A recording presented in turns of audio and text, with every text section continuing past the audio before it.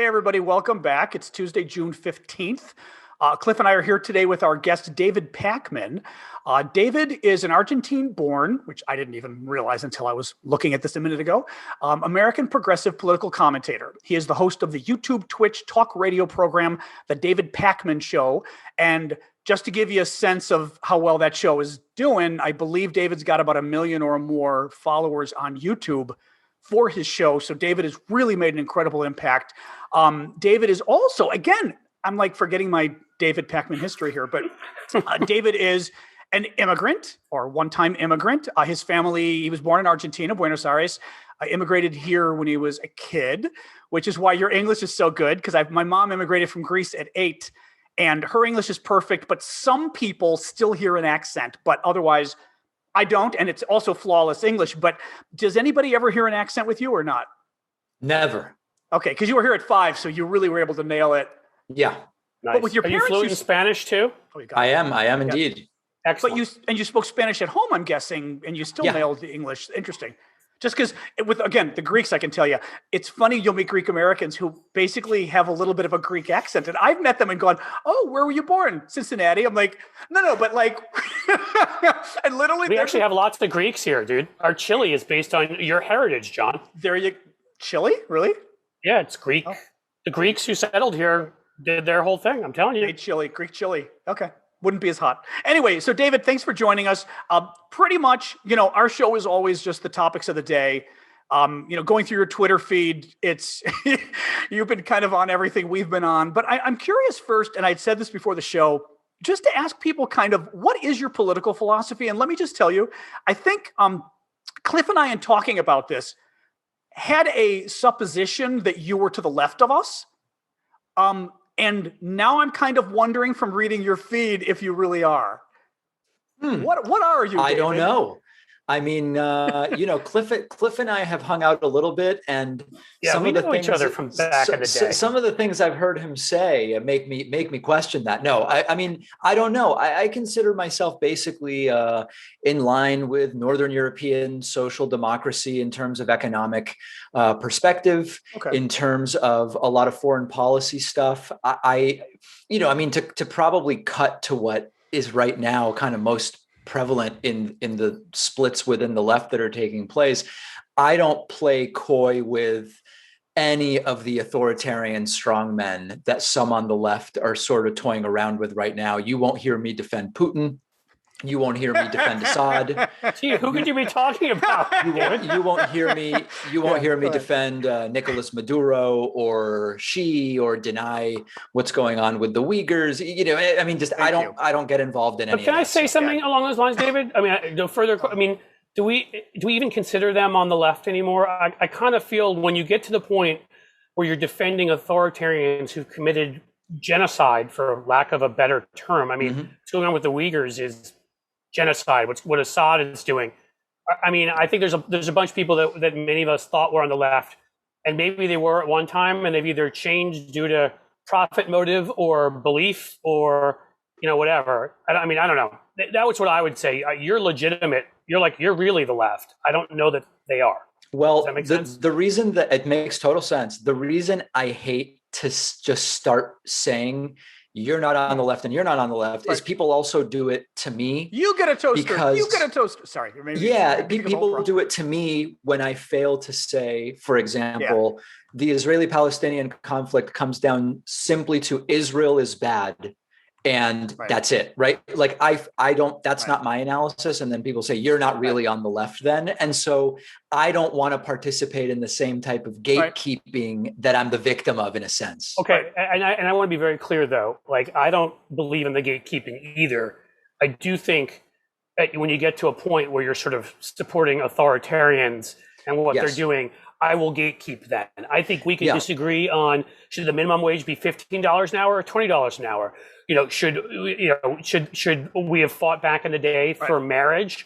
A gay marriage is something in the courts, or should we have fought it, as something in different states? I think there's difference in strategies. I think there's difference. Should healthcare, we've had battles over, should we absolutely, is single payer the only answer, or the fact that Germany and Belgium and others have made multi-payer with, very much regulation environments work? And those are debates I'll have. And I can't stand when somebody's like, well, you think any system that gets everybody healthcare is okay. We have to ban all private healthcare. And to me, I agree with you on that. But I really do start excluding people from at least my thought of that you being anywhere towards progressive. If you can sit there and say America's awful, but Vladimir Putin, man, that's a good guy. But don't you both feel like that? I will say this, as much as, and Chris and I, Chris, whatever your name is, Cliff and I, John, Mike, call me whatever you'd like. I would say, I think you may be a little more amiable about this, and that's probably a good thing because, frankly, you've got 1 million YouTube followers and I've got 10,000. So, don't take my advice. But Cliff and I think, might be a little more confrontational on those battles on the left. But I will say, thankfully, I think it is a very, very, very small number who are the crazy Putin Russia defenders, who like Greenwald. But I mean, he's such a small, although he's got a lot of followers. My concern with the left, again, we get into discussions about the squad. I've got issues with Omar and some of the stuff she does, and people don't like when I bring it up. But that's my concern with the left, is whether we're going too far left or not, and among people who actually have influence. Whereas I feel like the Greenwald crowd, and don't name names, fine. But, you're defending Russia. You're just, I don't know what you are. You're kind of wacky fringe that I don't even consider a significant impact, really. Yeah, I mean, I think I agree with you that it's not a huge, well, so here's how I would say it. It's not a huge slice of my audience, and what can be deceptive. Sure. And I was just talking actually to Cenk Uygur about this. What can be deceptive is when I touch the stuff that goes against the orthodoxy of that slice, they become very loud, and I start getting emails like, I used to follow you, but now I have to stop. Right. And I used to be a paid subscriber, but now I have to cancel. Right. And a lot of that is not true. So they want me to, I think they are significant, but they're not a significant part of my audience. Interesting. Okay. And I think that I need to kind of keep that perspective. Right. They're out there. And I think they are there's decent numbers. I think I would agree with that, David. I mean, I obviously don't know your audience, but I think there's more of them who are regular everyday people, not the sort of huge influencers than maybe John admitted there.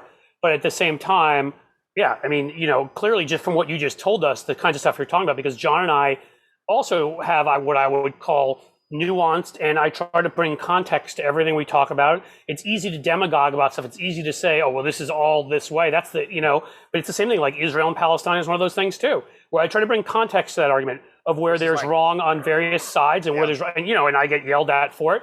And the same thing with some of the other things we do. So I appreciate that you're not just pandering to have as big a subscription base as possible. You're saying it how you feel it. Do you actually have a sense of who your audience is? And I say this as, I've been doing, I've had an audience, I guess, since like the mid 90s in a sense, because I was doing a lot of email stuff back then for organizations, then I was blogging and that became a big thing. And now it's more of this and Twitter and everything else. But with each segment along the way, I always found it kind of difficult to understand who my audience was. And part of it, and it's two sides of the same coin, is what you're saying too, whereas I'd get criticism, first of all, and I'd be trying to figure out, okay, is that my, criticism always makes you worried, and you're like, oh my God, is that my audience? Or is that some fringe? Or nowadays, not even fringe, is it not my audience? Or nowadays, is it fake? Is it being ginned up? Is it for example, there's this, and I've mentioned it before, and like, that Ben guy at NBC got on my case. It was like, oh, there's no such thing. The one who debunks all the, who follows the extreme right online. And Jacobs? What's his name? Ben, you know what I mean? He's the reporter, but you mean the reporter, like the NBC reporter. He's the young MSNBC guy who covers I think it's all Ben the... Jacob. Yeah. He got on my case because I noted, for example, these, young, again, who knows, Twitter, hammer and, always the rose, often the hammer and sickle, and gay, LGBT, like the rainbow flag in their profile. And they're the ones who would swarm me over stuff. But it was always a swarm, and they were almost always from England, according to their profile. And you'd kind of sit there, and it would bug me, but at the same time, I'd go, this is not... Have you ever had a feeling that, like now, for example, do you think your YouTube audience, do you know who watches you?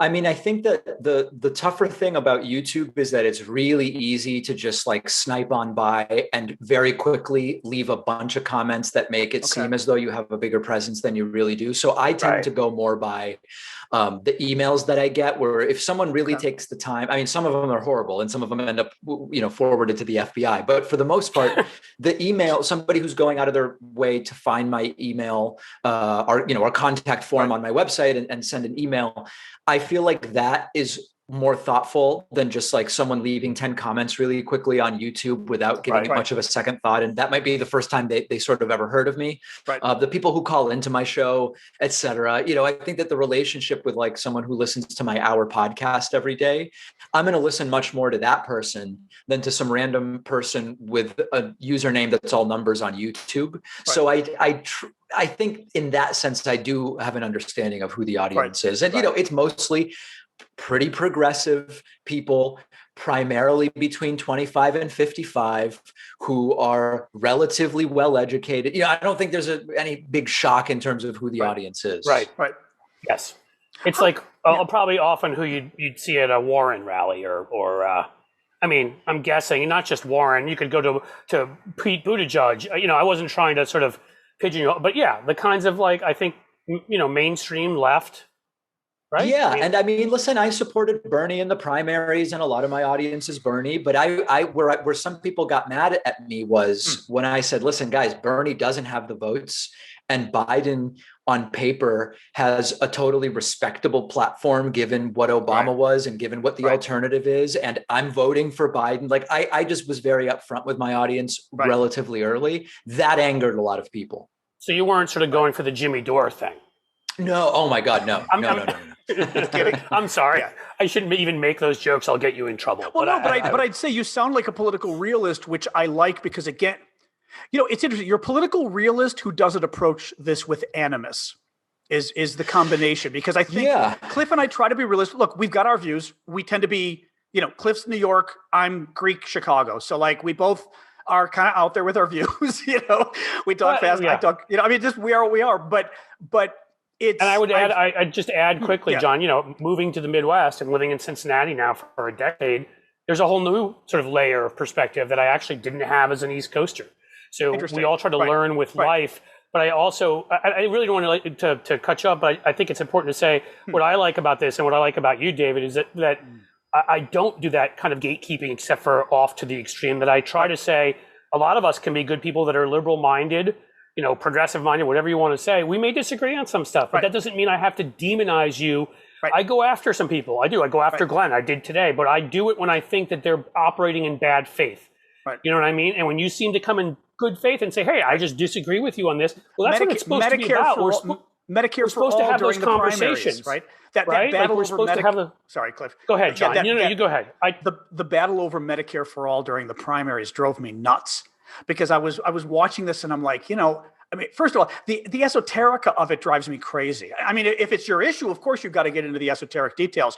But the idea that if you didn't accept, and I don't remember if it was Elizabeth Warren versus Bernie versus whomever, but if you didn't accept their exact program and you wanted something slightly different, you were a sellout. And it just, I don't know. Anyway, let's get away from that, I guess, Anyway, it's just something that sort of bothers me. And I worry a little bit on our side whether that's growing a little bit of this infighting. And I'm even seeing it, for example, I mean, and actually, maybe you can weigh in, you're Latino, but I was reading yesterday, Lin-Manuel Miranda is in trouble again. Apparently he was in trouble with Hamilton, which I did not know. Initially with some people because slaveholders, he was honoring slaveholders. And this time is really interesting. The Latinos in his new movie In the Heights, which I'm told is really great and it's on HBO and I'm going to watch it, aren't dark enough. He didn't include black-skinned Latinos in lead roles. Now, I know nothing about this, but as an outsider who watches it in my own gay community, the LGBT community, and certainly seeing like the women's community where, black feminists hate white feminists. And I mean, it's just like, I'll throw this to you because we've both been talking too much, but I worry sometimes that we're destroying each other with our individuality sometimes on the left. Yeah, sure. I mean, I can't weigh in about that particular thing. I'm not following all of the cultural issues super closely, but I mean, an example I'm reminded of was when there was this situation where the Women's March leadership felt that Jewish women were not intersectional enough to be on the leadership because Jews are privileged. And it's like, guys, come on, I can't think of anything more toxic than that. That's like the epitome. That's the fork of 3 or 4 of the worst instincts that are currently festering on the left. And I said at the time, I don't think this is the majority of the left. But I think that they are very loud, similar to that slice of my audience that gets very loud and starts to make me think, whoa, is this really the vast majority? And remember, the vast majority I never hear from, actually. That's the truth, because it's people busy living their lives. But yeah, it's hard for me to say it's a growing problem. I think it's a louder problem, but that may be amplified by social media and some of the other things that are going on. The one cricket in the field is louder than all the sleeping cows.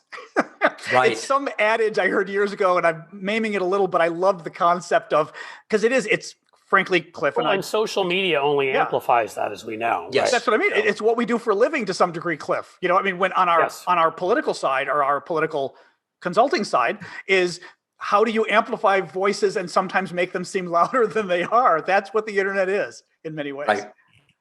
You know, but no question. No question. Now, what I've got to look here and see can I ask you something? How, and some of this, I really wanted this. We're going to get into a lot of the substance too, but I'm just personally curious about you as David Pakman, sort of political guy. I know Cliff, and Cliff, you can even get into this with him, but I was curious, sort of, you grew up, or you were born into a Jewish family. Are you very Jewish? Because I know, Cliff, you can sort of explain what my question means on that front. Well, I'm not religious. But he's not if the question is, am I religious? I'm not. No, but certainly I identify culturally, very much so. But no, I'm not religious at all. I was just curious where you exactly culturally and ethnically. I was curious kind of where you fit in, because like Cliff and I will talk a lot about these issues, and he'll always note the same thing, that he's. Well, I always feel, I feel like I have to note it, and maybe that's like I overdo it. It's just I always feel like when if I'm speaking for a Jewish audience, I feel a little bit like a fraud, just because I haven't been in a temple in a lot of years, and we don't. I mean, my wife is Presbyterian. That's who I fell in love with, and if it had been somebody Jewish or Muslim, that's who I would have married. So I mean, that's led even more. So even though I came from a very secular family, even now that much more mixed. I mean, we do Hanukkah for the kids just because, sure, and Christmas both, and stuff like that, but. There's no doubt that I sometimes am hesitant to speak for Jews because I feel like, I almost feel like a poser. Well, for me, it's not so much about like speaking for Jews, but I think that there's a lot of people who may not understand that Judaism, you're talking about an ethno-religious group, and it's different than, say, I'm now Catholic, I'm now Baptist, no, I'm now nothing. Right. That when you explain to people, sometimes they'll say, I did my ancestry DNA and it came back 100% Jewish. And they said, how does it know your religion? And then I have to explain, well, no, it doesn't. Right. Oh, that's and funny. if you convert to Judaism, you are not ethnically Jewish. And if you convert out, you remain ethnically, you have to kind of explain this. So I think that's why sometimes it's a thing, because it's a bit of a different, ethno-religious groups are different than just, this is my religion. And a lot of people understandably don't know that. So the point that he's making right now, folks, if you don't know, is that we're still stuck with Larry Kudlow. Even though he converted out, he's still ethnically one of us, and it disturbs me. I just thought I'd point that out. I did not know that. Yeah, he converted to Catholicism, but it doesn't, he still is, we're still stuck with him. Sure. Sorry, I bring the comic relief to the show. A fair disclaimer. Let me ask you one last question on that topic, just because I was telling Cliff before the show, I was thinking back to 2016, and I'm assuming you were on Twitter and active in 2016.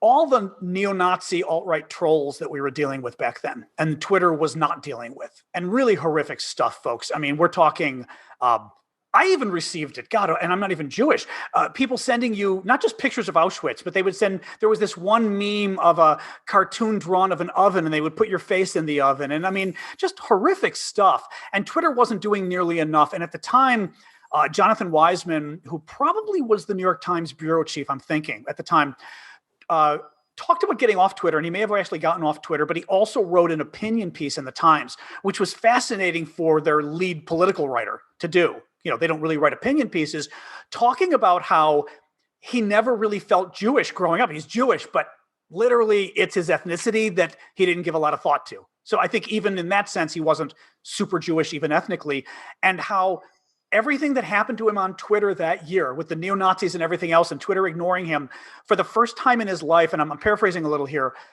he felt under attack and actually unsafe for being a Jew. And but it also opened his eyes to that whole world, because to a degree, and it's really worth Googling, folks, the article.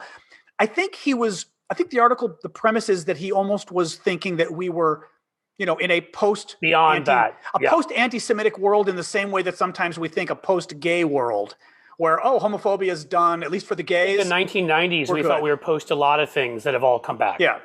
Well, and I think, one of the things about it is, and this is sometimes not super popular to say in some circles, is that because of some of the tropes and stereotypes about Jews in the US over the last 20 years as successful and privileged, there's a lot of looking the other way about this stuff, where a much higher threshold needs to be met often before some people will take it seriously, and it allows it to fester, and people, terms of service on platforms might sort of not deal with it as seriously as they should for a while, et cetera.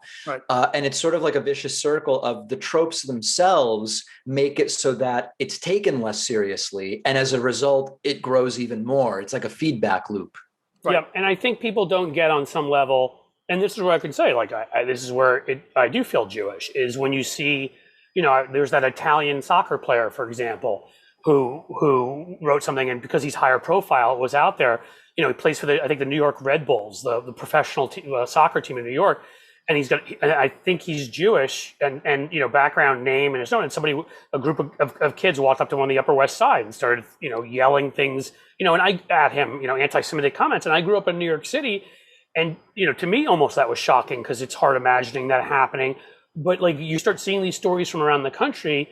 And it's true. It's almost like there's this, because some Jews have been successful economically or educationally, this sort of view of you're privileged, you don't have to worry about anything. And I got to tell you, I have been in a few of those environments before, and you feel threatened. I mean, you do. You feel like someone could hurt you just because of who you are. And I sometimes think that's overlooked, and we're thrown in, as I like to say when I'm joking about it, I'm like, the great thing about being, light-skinned and Jewish and male and straight is everybody hates you. Right. Well, I mean, there's a serious discourse. There's some really good writing about this, about how Ashkenazi Jews, this doesn't apply to a lot of Sephardic and Mizrahim, but tell people what that means. I know, but so these are basically just slightly different ethnic groups, and so-called white European Jews tend to be Ashkenazi. If your roots are in Ukraine, and if your intermediate roots, so to speak, after being out of the Middle East, are in Eastern Europe, you tend to be Ashkenazi. My family, and I think from what David is saying here, his family too. Exactly. Yeah. You are what's called white passing in most modern kind of Western society, in that if you just walk by someone on the street, you can't easily identify them as something other than white.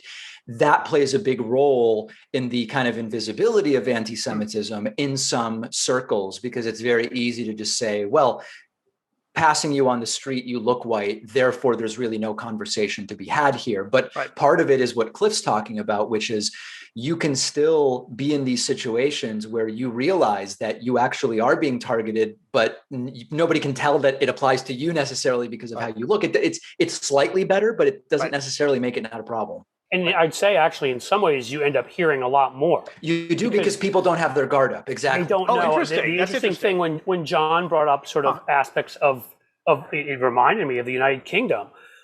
So I studied my junior year at a British school. And there already, I would say, was a much more active far left in the United Kingdom at that point. That was very pro-Irish rights and other, these kinds of things, anti-colonialism and this, and very anti-Israel, but to the point of well beyond it being an Israel thing, to sharing sort of anti-Jewish stereotypes.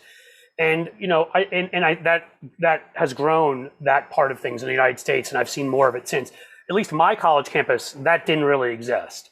And at this British school, like, I heard awful things, right? They had no idea that I was Jewish. Again, light skin, blue eyes, could pass as whatever, and that led me to overhear this stuff. And that was one of the first times in my life I really was like, wow, when I experienced it and sort of heard the dark underbelly that I wouldn't have otherwise have witnessed. Yeah, I've told the story before on my show, but when I was in high school, I used to work at the now defunct electronics retailer Circuit City, and I had a situation where there was a coworker who came up to me and casually just said, "Those customers I was dealing with, they were just such Jews." And I said, "What do you mean? What does that mean?" He said, they wouldn't stop asking me for a deal. Now, part of me goes, right, Black and Hispanic people don't want deals. They want to be overcharged. But when I said to him, that's a really inappropriate thing to say. Did you even know that I was Jewish? And his reaction was to say, "Sorry, I shouldn't have said it in front of you." There you go. Yeah. It was a totally okay. I mean, it was true what I was saying. I just should have had. Yeah. And it's like just a total misunderstanding of what's even happening in the world, Yeah. And by the way, you should see my Latino aunt from Panama, who's a Greek immigrant. So, Latino-ish, right? She's more Greek, who came to Chicago, and she was haggling over some stuff in Marshall Fields in front of my mom. And my mom's Greek, but she was dying. And the aunt is literally haggling with the woman, and the woman, Marshall Fields, which was like, Marshall Fields. I know. And she wasn't even Latino. She was Greek. So we've all got a little of that in us, but yeah. Oh God. Let's get to sort of some of the political issues. You had just tweeted, and I mean, Cliff and I have been talking about it a lot, but who hasn't been? I don't know if you were joking or if you were serious about worrying about August, with Trump claiming he's going to get back in office in August, and whether there was going to be violence again. Were you just sort of throwing it out there? Or are you actually concerned about this? No, I mean, I'm not so worried that I am planning to be away in August, but it's just coincidence. I'm not so worried that I'm planning to be in a bunker or something like that. But I think I'm not saying it's likely, but I do think that there's a reasonable chance that when, again, nothing happens and Trump's not president on August 31st, that because there's a little bit more of a buildup to this one than I think March 4th was a date, but there wasn't really much of a buildup to it. No.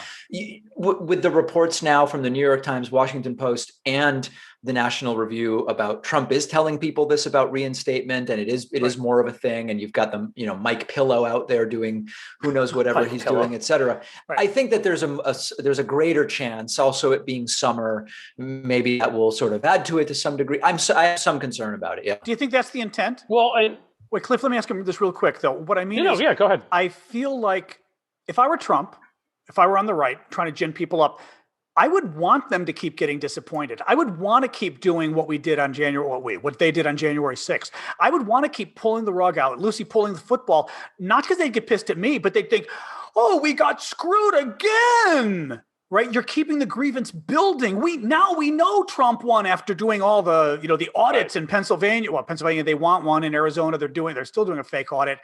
With those audits now, we know he won, and he was supposed to be reinstated in August, and now they're not letting us happen. So it's another reason for a revolution.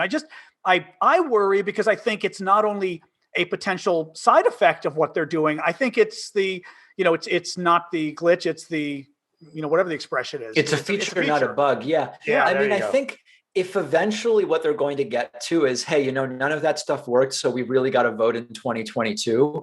That would be like the best case, most optimistic version of this is like a really not well-crafted, but it's a forward-looking get out the vote. That's the most benign explanation for all of this. I hesitate to think that that's the explanation, though. Me too. I mean, again, you keep them purposely in grievance. I mean, the operation is about selling things after all. Right. It's much easier to sell to people that are just out of their mind and angry and, hey, this will make you feel better. Rick Perlstein back in the day wrote a great article on the merging of sort of a lot of the far right and the sort of grift, culture out there. The sort of, a great thing on Mike Huckabee, with the, here's your biblical cure to cancer. If you just, sending that kind of thing out to the Newsmax list.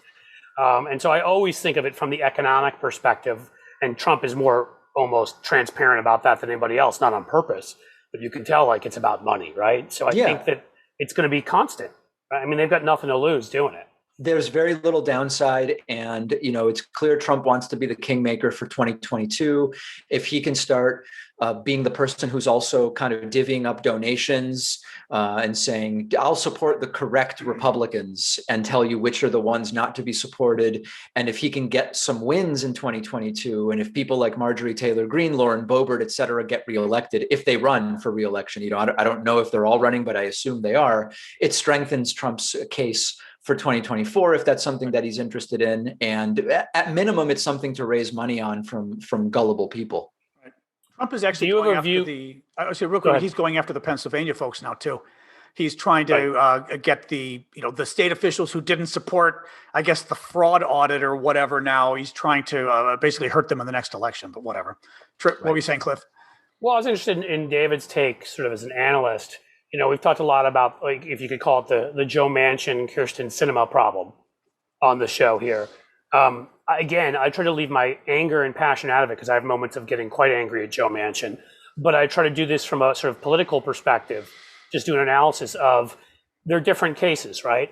I mean, Kirsten Sinema is from a state where they elected a progressive Secretary of State. Kelly is to the left of her, the other senator they elected. A few other members statewide. Joe Biden won the state. It's moving in a left direction. I very much believe that if she doesn't get in my opinion, if she doesn't get a primary opponent and a good one, we're failing. Joe Manchin's a different story. Like we're never going to get anything to the left of him. We get rid of him. Who knows what we get from West Virginia? And I feel like that has to be handled by Biden, Schumer, or other people who can pressure him from the inside. Because I just don't think we have the kind of power. Again, it's not about what I'm angry about. It makes me feel good. It's about getting results. I'm wondering if you think, is that a too facile an analysis from your point of view? What have you been talking about? That's basically been my view, with the idea of immediately primary Manchin. If you manage to defeat Manchin with Bernie, right, or whatever, it's very likely that seat goes to a Republican, and then you don't even have someone that you can pressure. Whereas the Arizona situation, I think that the Manchin one is more likely to be a Pyrrhic victory if there is to be a victory. Whereas with Sinema, I think that she's really at risk, especially given the direction that Arizona has been going in. And, as I've said before, Biden has bragged for a long time about he's the deal maker, he's the negotiator, he's brought left and right together, Republicans and Democrats. Well, just convince this one Democrat about a few things, let's actually put that experience and use that to get this one guy to support some of the relatively uncontroversial things you want to do that are quite popular, really, with the American people, infrastructure being at the top of the list. So, and in West Virginia, for that matter. And for West Virginia, which is a disaster on infrastructure. Right. That's generally my view. And I think that at whatever level of disaster Joe Manchin is for Democrats, a Republican would be a bigger disaster. Yeah. Right. And I agree. There is pressure on Biden there, but it's true. This is, when people are unfair, and I always disclose, I wrote some TV ads for Joe Biden. And so I don't work for him now. And I think on some things I give him credit when I think he's done a great job. But I do think on this, it's very clear. He ran on this. This is what he said he'd be able to do. And so it's true. We can't pressure Manchin electorally the way we can Sinema. So it really is. It's on Joe Biden to get it done. He said he could. And this is going to be a big test of whether he can or not. Because, again, we're looking at big things here. It's not just we're arguing around the edges here. This is about democracy. It's pretty straightforward. No doubt.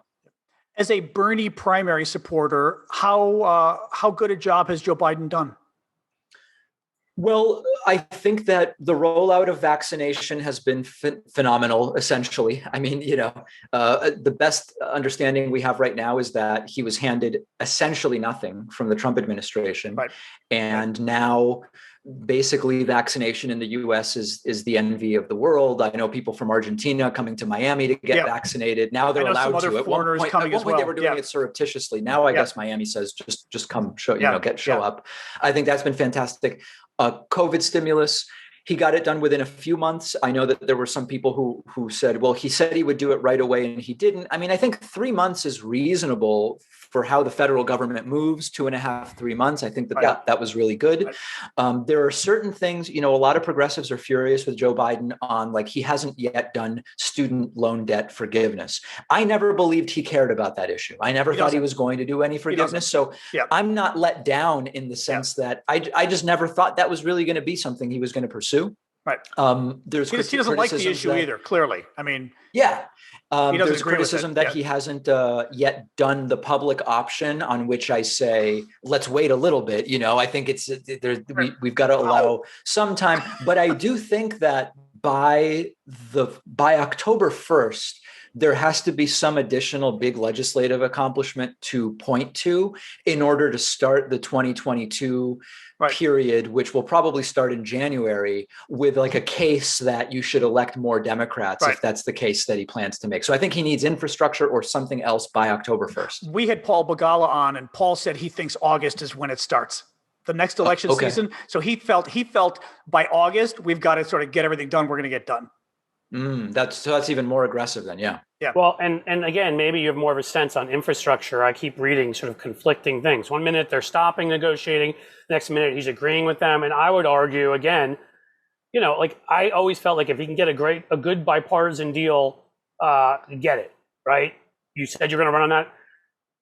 Getting 1/4 of what you said you were going to do, which is what it's looking like, that to me doesn't feel like a good bipartisan deal. I totally agree with you. Yeah. And again, it's one of these things where you're negotiating often when the negotiation is with Republicans and then none of them vote for it anyway, right? So it's like Biden wants 2 on COVID stimulus. I don't remember if Biden started at 1.9 or was it 2.1 or whatever. And then Republicans say, what about 600 million? What about 700 million? It ends up being 1.9. They get 0 votes anyway. So what was gained? And my view is, invite them to the White House so that you've done it. You've allowed them to be part of the conversation. Do some kind of compromise, even if it's symbolic. But then at a certain point, if you're going to get 0 votes, then just do it with 50 votes. This is now talking about infrastructure, but you've got to get Joe Manchin and Sinema on board if you're going to do that. Right. And that's where it gets difficult. Yeah. Right. I don't think. Well, are they both? Is Sinema not on board on infrastructure right now? I actually am not sure. She may be. It may just be Manchin that's not. Right. So really, again, you got to get him on board, and I just it may not be the pressure of electoral. It may be more his personal relationships you use to leverage in West Virginia, which he knows West Virginia needs it. Yeah. Hell, the Democrat turned Republican governor there, Justice, came out and said he wanted the original infrastructure bill. Yeah. To the left of what Manchin wants, because he gets that their infrastructure is awful. I know. When I go from Cincinnati here to Washington, D.C., when I decide not to fly and we drive through West Virginia, I mean, my God, it's ridiculous and it's needed. So I would think you might use some of those voices back in West Virginia to prod him and be like, dude, we need this, right? It's jobs, it's security, it's whatever. So absolutely. Right. Well, and in the end, as you said, there's really, AOC, for example, kind of went off the other day saying we shouldn't be Manchin shouldn't be worrying about Republicans. We shouldn't be negotiating with Republicans. But that is the situation we're in with a 50-50 Senate. And it's something that frustrates me a little. Well, it frustrates me a lot politically because I want to get stuff done. But it frustrates me in terms of sort of educating the grassroots, because they may not be up on politics as much as we are. And I'm not even talking to people watching the show because they are up on it. But Democrats in general, or liberals or progressives in general, probably do think Biden's negotiating too much with Republicans and blah, blah, blah. But they don't realize, even though that's Biden's way, he also has no choice because of the Manchin factor. Manchin said he wanted a bipartisan bill or he wasn't going to do it. And at least so far, he's saying he's not willing to do it by reconciliation, which means you don't have to worry, but which means getting around the filibuster. So for both ways, Manchin's not willing. You got to get Manchin, or, and AOC was out there publicly criticizing Manchin. And I was like, no, you're doing an ad. You're doing a campaign ad for him. That doesn't help him in West Virginia. It is crazy that for a lot of this stuff, you either need to convince 10 Republican senators, which is like, how is that possibly going to happen? It's not. Or then you're just trying to convince your own party. It's a crazy situation. It really is. Yeah, but it is hard. You got to get every vote. I would say that when you count 7 or so and 1 or 2 others voted for this January 6th, our, jello-spined senator who thankfully is leaving, Rob Portman, who didn't vote for impeachment but did vote for January 6th. Even if you add him in, I think he may be the only one who was on, this January 6th commission, but not in the other one. That's 8 Republicans. So your ceiling you start with really of anybody who's even slightly reasonable are 8 people. Right. You're not getting 10 no matter what you do. So you start off with you cannot defeat a filibuster at its current level, no matter what.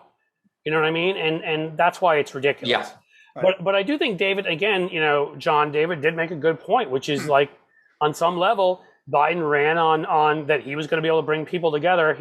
So if Manchin's the problem, he's got to get down to business at some point and get Manchin across the line on infrastructure and some other things. It is on him to do that because I don't know where else we're getting any pressure on him from. Right. And in the aftermath, if Biden runs for re-election and his list of accomplishments is too short, having run on, I'm the longtime deal maker and I can negotiate with everybody, and you couldn't even get your own party on the same page. Right. It's not going to be a strong case for re-election. No, it's not. Right. So, at worst, he's got to find a way to, to get people win a couple new seats, which is possible in the Senate in 22. With Pennsylvania open and Wisconsin with Ron Johnson off speaking Russian or whatever he's doing right now. And, even here in Ohio, we've got Tim Ryan and Val Demings getting in Florida. But my bigger worry is, of course, if they make it so that you can't win electorally with what they're doing in these states that are gerrymandered, that's where it goes back to Manchin again. Yep. And I don't know. I don't know how much you guys have talked about HR1. I'm not super optimistic about that. Why? Sadly, I'm not hugely either. Because of Manchin, obviously, but why else? That's why. Or just because of Manchin, you mean? Well, whatever he won't vote, David, he will not support. I'm referring, that. And I don't know, maybe the support there may be other Senate Democrats where the support is soft. I don't know.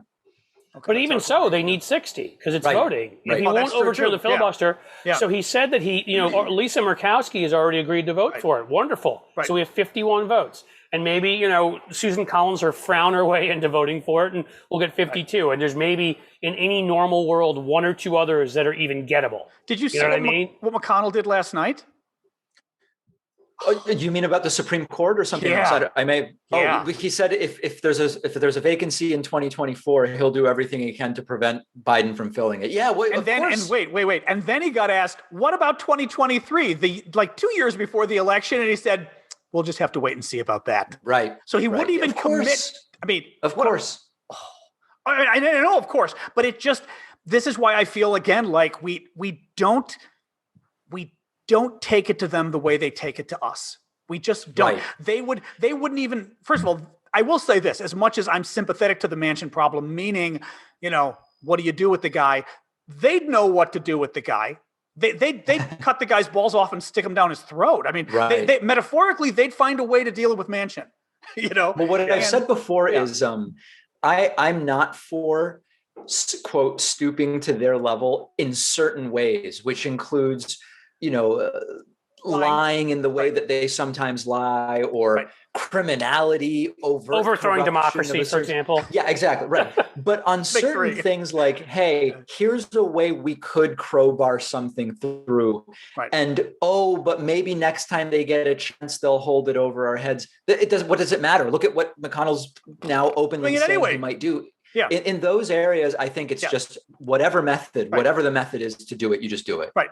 I agree. They stole a Supreme Court seat. We didn't steal several of theirs, although we didn't have a way of stealing it. So now that we're back, they're stealing more. It's like, of course, they will always do 10 times, not even 10 times, infinite times worse than we do. And it partly is because we're the good guys. And we had, was it Doug? Yeah, Doug Padgett, who was on the other day, who's a progressive evangelical pastor who is trying to peel Republican religious voters off using, religious arguments. And some of what we discussed was one of the concerns I always had about the religious left was basically they're lefties, and they're not the lefties of the 1980s who were fighting for revolution in Nicaragua. They're kumbaya lefties. They're nice religious people. They're the religion I was brought up in. Like Greek Orthodox, which it's like Catholic, but without the anger. So we didn't learn any of that bullshit in church. We didn't. We just learned love thy neighbor. Every sermon was about loving thy neighbor. And it didn't deal with abortion or gays or anything else, right? And I think the religious left is very love thy neighbor kumbaya-ish, which is great, but it's not the fire and brimstone of the religious right. And it makes us unequal. I don't want them to hate people like the religious right, but I do want them to fight. But there's an unequal in terms of the fight. Well, Cliff, we've talked about this too, where fighting is considered, David, fighting is considered bad. Fighting is considered Republican. Right. No, fighting has to be good. And I think I should mention, I really don't care about the Democratic Party as a party. Like I've never been a Democrat, and it's just a very practical. I really don't care about parties, but I don't pretend to be I'm basically exclusively voting for Democrats, or there are certain local races that are nonpartisan. Like I'm not voting for Republicans. I'm not playing the centrist, but I don't really care about the Democratic Party in the sense that if I saw a better path, if we fixed campaign finance and did away with and did away with first past the post and a whole bunch of things were different, I'd support whoever I thought was the best messenger and channel through which progressive socially democratic change could be made. So I don't have, there's a bunch of different issues on which Republicans and Democrats are not significantly different. And there's a whole bunch of issues on which they are very different. And right now I see most of the opportunity coming through Democrats. But for people in your audience who may not know me, I'm not even a Democrat and I have no affiliation with the Democratic Party. But it doesn't really matter. No, at this point, it doesn't make a difference. No, it doesn't. John, I won't speak for John, but I end up, I'm a PR and ad consultant. It's for Democrats because Democrats are the ones who are closest to my beliefs. It's not because it's I always will be a Democrat. And, if the Democrats became the party of Southern Democrats, I would not be a Democrat, back in the day. Yeah. So I know what you're saying. Right. I have more of an affiliation than you, but in the end, it's as a vehicle. Yes. And I think we use it interchangeably. Cliff and I use the phrase Democrat interchangeably with liberal, because also, what's the freaking phrase? Are we liberals? Are we progressives? Now AOC and company have taken over the word progressive. So but I'm not them. I'm not socialist. I'm just not. And that's our social. I don't even think they're not. I don't even think they're social democrats. Well, this is a whole other. I don't even know that we want to open up this. But what label do you even use for people? There's such a misunderstanding among many about what socialism even is. Oh, I know. That's. But I think even on the American left, here's something, and again, that always drove me nuts. And Cliff and I've talked about this too. The fact that American socialists call themselves democratic socialists rather than social democrats. And my Swedish friend had said to me once, it was my Swedish friend, a friend of mine who was very involved in Swedish politics, national politics. And he had said to me once, he asked me, he goes, why do Bernie and all these other guys keep talking about, being democratic socialists? He goes, those were the bad guys here 30, 40 years ago. They were the crazies who liked the Soviets and stuff. Social democrats are the ones that you all claim you like because you like the Northern European system. That's social democracy. It's not democratic socialist. And even it's a form of capitalism. It's a highly regulated, more very regulated capitalism. Yeah. Well, but it's also my point. Wait, Cliff, real quick though. My point is the phraseology. We go nuts because you'd rather use a word with socialist in it than social democrat. You're an idiot in America if your messaging is democratic socialist and not social democrat. Because you've got two words people can handle in one and you've got bad words in the other. And it's just, again, we both do a lot of marketing work. I come at it from a messaging perspective, which is, when you're saying stuff that people have only heard from very authoritarian governments, then you're branding yourself in a way that makes no sense to me. Whereas social democracy, I think, at least if you follow this stuff, you immediately think of Scandinavia and things that I embrace. Programs. That I'm not a socialist. I am a social democrat. I believe in capitalism, but I think it should be very much regulated. I don't know. Which Elizabeth Warren no, that's my view. Even Warren. I don't have a problem. I'm fine with markets allocating resources in many areas. But there are areas where I think we need to say we need exceptions here. And so when we talk about public education, when we talk about healthcare, I think there's an interesting case to be made about basic access to housing and food. That's a conversation where we say the market may not give us what we need. It probably doesn't. Right. But I don't need to either socialize or even have the government involved in directing resources when it comes to the production of beach balls or mobile phones or whatever or the David Pakman Show. Right. Sure. Yeah, of course. I'm just, that's what I always say is that I wish the government were a lot more involved especially with larger businesses, and we were breaking up monopolies, which are completely skewing the marketplace in so many horrible ways. It's the small businesses that I think should be allowed to thrive. Obviously, I'm not saying there shouldn't be regulations. Of course there should be. No discrimination and all sorts of things. But I that's where I'm not a socialist, I guess I'd say, and I'm more of a social democrat.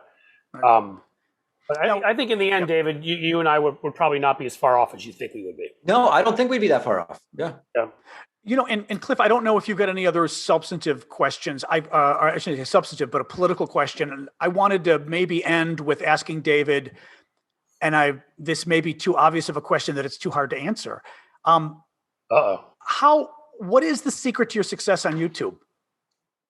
I have no idea. Do you even know, or it just worked? Here's the thing. It just worked? I mean, I think it's basically... Are you just so compelling a personality? No, I'm having fun with you. I think that if the content is truly terrible, there's no way to rescue it and to grow it. But if you meet a certain minimum level of quality content, which I think I meet, I don't think I'm the most compelling by any means, but what I think the difference maker is consistency and sticking with it, right? I've been doing this more than 10 years.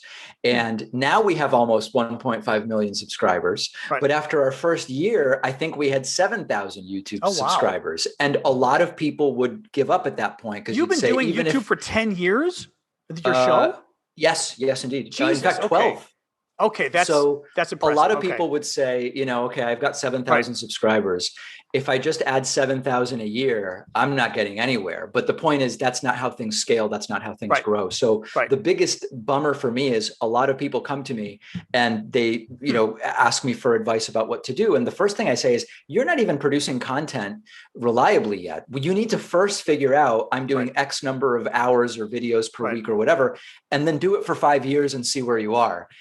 There's just a lot of people that aren't that committed to stuff. And so, now that we're at the upper end of the hockey stick and we're hiring more people and so on, it's all fun and games, but you have to be able to tolerate that first part where it's slow growth. That's honestly 90% of it in my mind. And you've been doing a podcast a day? Sorry, Cliff, but is your podcast, do you ever overlap them, or is your podcast totally separate from your YouTube? It's the exact same thing. So we do an hour Monday through Friday, and then that gets chopped up and put on YouTube. Oh, okay. God, I thought maybe you were doing a podcast too. I was like, holy shit. No. Okay. Sorry, Cliff, what were you saying? No, I was going to say, the thing I've always been, while we've got David here, I'll embarrass him. But, what I was always very impressed about, and I said this to you, John, when you told me you were booking him, I'm like, hey, I know David. Having met him we're at certain conferences, trial lawyer stuff, and some other things, is he adopted early, which I think is a huge thing with YouTube when other people are sort of like, hey, what's that? You sort of checked it out, you researched, did what you need to do, and said, this is something we can grow with. But you professionalized it early. And I would say, that's the second thing. And the third, what you said, you stuck with it. A lot of people, I know this because I do PR. So I'd have progressive clients with books or, politicians or whoever. I'd want to book them someplace. And I'd call up, half a dozen podcasts. And a lot of them would be like, yeah, I don't know what's going on. We may be doing one next week or in a month. And we may have some guests. David, I'd call up and he'd put me in touch with his booker because he had professionally realized that he couldn't do it on his own with what he was trying to concentrate on, had somebody doing the booking, scheduled it out, and had a very consistent, as you're saying, I'm doing an hour a day. And frankly, if you think about how businesses are successful, that's how they're successful. Is you create a brand, you create content where people know what they're getting, how much they're getting, they know when they're getting it, and you professionalize it in a way that things aren't going to fall through the cracks. So you deserve a lot of credit. I think you're modest, and that's great. You're a good guy. But you do deserve credit in that you didn't just fall for the back of a turnip truck and say, hey, what do you know? We've got a million subscribers. You put in the work. Definitely. You turned it into an actual business model where you professionalize it and you just say, how much money can I grab immediately? And you're Jewish too. So I would have thought I'm just kidding. A lot of it is systematizing stuff and saying, we have a bunch of equipment sitting in a room and we've got our team, but let's actually organize this into a flow and a process and really take it seriously. And that's 90% of it. So Cliff, you've done it and you deserve it, I was going to say, Cliff, 7 more years of the podcast and we're going to make it big. That's what I'm saying. I mean, well, the thing is, all of these things it's the typical S curves, and if you read about the growth of a lot of businesses, there's this acceleration and then there's a leveling. And then what you do during the leveling is what sets you up for like this period we're in right now. I consider to be, we're kind of consolidating and building infrastructure so that when the 2022 election comes, we'll be even better positioned to grow more quickly.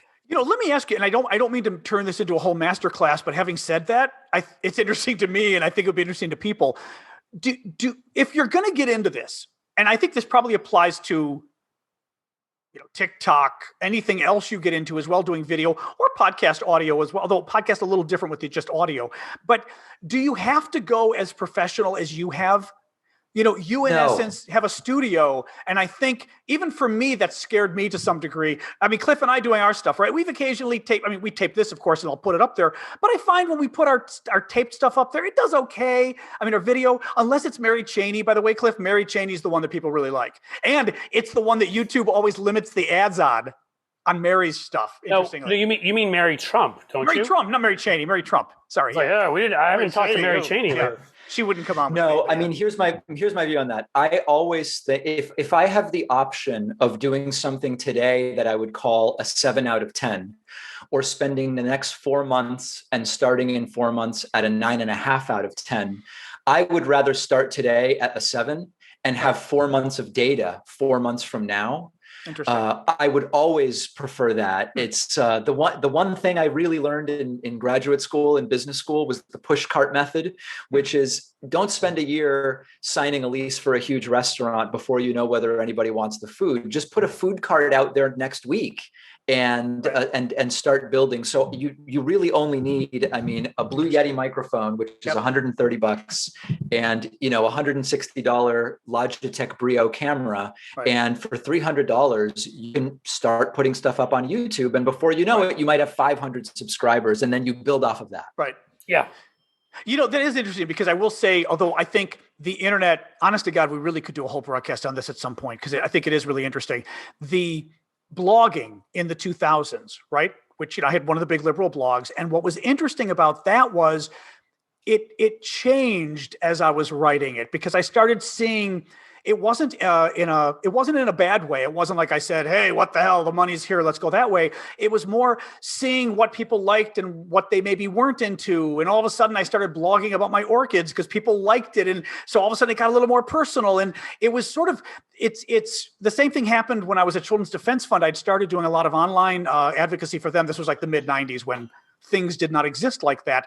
And started sort of this email list of theirs that again morphed into something different because people started writing us back and saying, Helen did a new childcare bill update. Could you send that out? And I thought, shit, I ought to mention Helen's bill in the next update. And all of a sudden they wanted legislative updates. So I started doing it. But you find, and I will say, Cliff, I don't think we've got enough of a sense from our podcast of that kind of feedback. But sometimes you can get the feedback that shows you, oh, this direction you didn't even think of is the way this tool or this project is now trending. But it's an ongoing iterative process. And so a few years ago, I said, let's just see what would happen if I did a live stream. And then now live streaming is a totally separate business that does really well for us. But there's 5 other things I tried that went nowhere. And so you abandon them when you identify that that's the case. Right. You're constantly kind of evaluating and judging that. Which makes it fun if it works. It's just, I think it could be frustrating because it's not always obvious and you're kind of going, and you've got the problem too of the people you hear from are self-selecting in a way. So like even doing polls of our listeners or polls of our audience, we were trying to poll people to find out if they wanted shorter or longer podcasts. Because our podcast tends to be, and we'll let you go because I know we promised you an hour, we've done about an hour 15 now. That's our typical podcast length. I asked people and said, would you rather have us do 20 to 30 minutes? Because Cliff was advocating that. 3 times a week kind of thing. Yeah. And of course our listeners went, no, but I started telling Cliff, I was like, but is that because our listeners listen to a podcast that's an hour and 15? Right. Well, so one thing about that is sometimes it's not that the audience doesn't know what they want, but to give you an example, regularly when we ask people what types of stories they want more coverage of, international and foreign policy is always at the top. Interesting. And the stories do terribly whenever we do that. So there's a disconnect. And it's probably we want our vegetables. The people that are answering are not the majority of the audience. Yeah. Or they're giving you, like I said, oh, we think we should all eat vegetables. They're giving you the answer they think they should be giving you. That could be. That could be. No, that's interesting. That's hilarious. That is hilarious. We think Ecuadorian literature from the 17th through the I know what you're saying. The other thing I was going to say about that is even the failures I think are super valuable because, and I realized this when I was just casually having conversations with people over the last year with small shows that want to grow. And I would hear them say, I'm thinking about doing this thing or that thing, things I had already tried and failed at. And I realized I now have a list of things that aren't likely to work. And when I tell someone else that lets them skip way ahead in their development process. And that's super valuable too. That's great. You're very slow on your show and you're not as slow here. What's that about? Is it intentional? I don't know. I have no idea. I was telling Cliff, because I mean, I've watched your show before, but I pulled up something, I don't know why, this morning. And I would say David Pakman talks a little like this. Whereas John, I would have given 5 times the number of words in that discussion. And it's something that I've always wondered about. Listen to NPR. I mean, NPR is certainly slower and more reasoned, and it's clearly not the way we talk. Bob Cesca talks a little more that way, I would argue. It may be that when I'm laying out ideas just by myself, I'm thinking through them as I do it, whereas maybe because this is more conversational, it has a different cadence. You don't know, that's true. That would be my guess. If it's you alone, you're right. Because if you're thinking alone, you might be... Well, you know, John, when you think you're trying to lay out policy or trying to lay out something like that, you're kind of stopping along the way. You want to make sure you kind of get it right. Whereas now we're just kind of throwing it back and forth. But it also makes me wonder about what works. I've always wondered whether people want, whether it's easier for them to listen to somebody speaking slowly. I tend to I can't stand it. I don't mean yours, but generally speaking, if I meet, and talking with you here, you're not slow at all. But when I meet people who speak slowly, I want to pull my hair out. Sure. We've all been to dinner parties. Yeah. You know what I mean? You're anticipating. Well, you're anticipating every word they're going to say, and you're like, "Oh my God!" But it's made me wonder whether for doing online media, if slow is good and welcome, because that, for whatever reason, works better for people. For older people, it does. I know my mom. You know, my mom goes nuts. She's like, "Slow down, stop it. Tell me again what you just said." You know, like you do get to that age where all, at least for that demographic, you can't talk like me. You know, I mean, that's a given. Yeah. But mom would love you. She's like, that David kid, I understand him. All right, David, we will let you go. This has been great. Thank you. Thanks so much for having me. I appreciate it. Seriously. Yep. Always great seeing you, man. Thanks for being here. Okay, good luck. Bye-bye. Take care. Yep. Remove David Pakman. Oh, there we go. All right. We're not going to report. Now it wants us to report David Pakman. We're not going to report David Pakman for removing him from. No. We don't need to do that. He is so interesting. I'm glad we had him on. I mean, I really, I'm intrigued, Cliff, because I did suspect he was going to be far to the left of us, and I would almost say I don't even know what his. First of all, if he is supporting European democracy, social democracies, he probably is to the left of me. I don't have a problem with them, but if you say that, it would depend on specific issues. Because on a number of things, from education to healthcare and whatever. Healthcare, I believe more in their model. Do I in everything? No, probably not. So it depends. But I don't think he's as far to the left of us as you would think. No. I think he is what I really like about him is, again, it's really more stylistic. He's reasonable. You know? That's what I mean. When you get to sort of, when it's angry sort of populism of calling people out and demagoguery, then it's divisive. No matter what your ideas are, no matter how far to the left they are. And I admit, like, I get caught up in it because I do. When I don't do it with. Sorry, what? I moved you on the screen. I moved you on the screen because the way my computer works, if I'm looking at you, it has me looking the other way. So I moved you to the other side. And of course, what did it do? It had me looking again the other way. I'm sorry. No, I'm just saying I try. That's the side I aspire to. And I admit, when I feel like people are nasty and show up in bad faith, then I still go after them and I want to tear them apart. But I think we're better served when we say we disagree on stuff. It doesn't mean you're evil. He's the PBS. Doesn't mean you're bad, you're evil, I'm, you know, whatever. It means we're going to disagree on some things, but like we're all coming from similar places, and let's try to remember that. But I love that he's a Bernie guy who basically said, you know what, Biden's our best chance. Let's go for it. That is the epitome of what I like about him. A reasonable, mature, like person politically, because that's what I. But also like very to the left. He was a Bernie guy.